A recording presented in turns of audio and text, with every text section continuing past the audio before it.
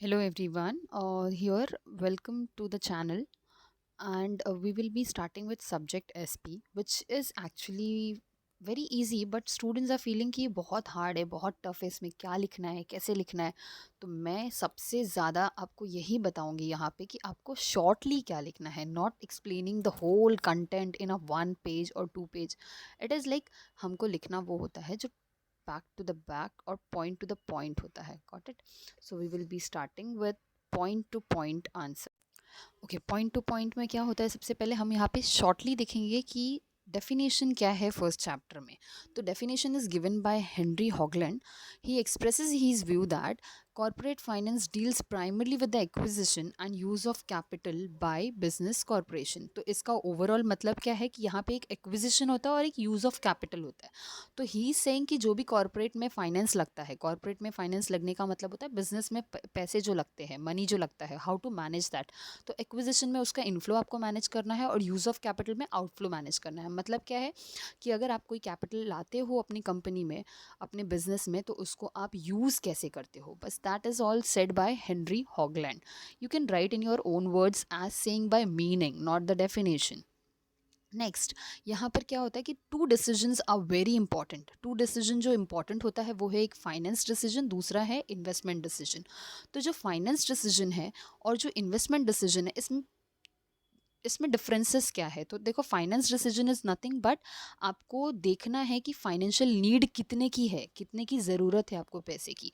और उसमें आपको मल्टीपल चॉइसेस है. Multiple choices in the sense कि आप कैसे पैसे बना सकते हो. फॉर एग्जांपल, अगर आपको बहुत सारे पैसों की ज़रूरत हो, लाइक 10,000 की ज़रूरत हो टू स्टार्ट योर बिजनेस, तो आपको जो 10,000 की ज़रूरत है आपकी जेब में नहीं है, बट आपको अरेंज तो करना पड़ेगा. तो you have the choices, like you can ask your friends, you can ask your relatives, you can ask to the bank, financial institutions. तो ये लोग सब लोग जो आपको चार्जेस करेंगे, that is what the cost of capital will be. मतलब कोई बैंक आपको चार्ज करेगा इंटरेस्ट रेट, तो उसका इंटरेस्ट रेट क्या होगा. फिर आपका फ्रेंड अगर बिना इंटरेस्ट के पैसे दे रहा हो, तो बेटर है कि इंटरेस्ट रेट वाला ना लिया जाए. फ्रेंड से बिना इंटरेस्ट रेट वाले पैसे ले लिए जाए, which is said as cost of capital आपका ज़ीरो है. तो बेटर, मल्टीपल चॉइस में हमको बेटर चॉइस उठानी होती है. Coming to the investment decision. Now investment decision is okay.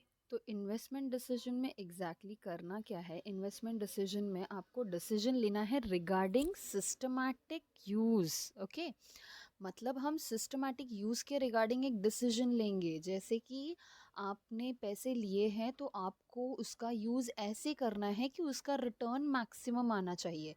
10,000 लिए थे, 10,000 का सामान बनाया है, तो उसका 20 तो बनना ही चाहिए. That is what maximum return मिलना चाहिए. दूसरा है, इसमें आपको लिखना है मिनिमम कॉस्ट ऑफ कैपिटल भी होना चाहिए. जैसे मैंने कहा था ना, अपने अपने फ्रेंड से 10,000 लिया है, तो वो 10,000 का आपको फ्रेंड से लिया है करके कोई इंटरेस्ट नहीं था, तो वहाँ पे इंटरेस्ट आपने पे नहीं किया है, मतलब cost of capital is zero. जो भी रिटर्न आ रहा है वो आपका ही हुआ. तो मैक्सिमम रिटर्न होने के साथ साथ मिनिमम कॉस्ट ऑफ कैपिटल भी चाहिए. तो यहाँ पे it is always said that in a simple way, you can say there is a simple logic that corporate finance means raising a fund and using of fund.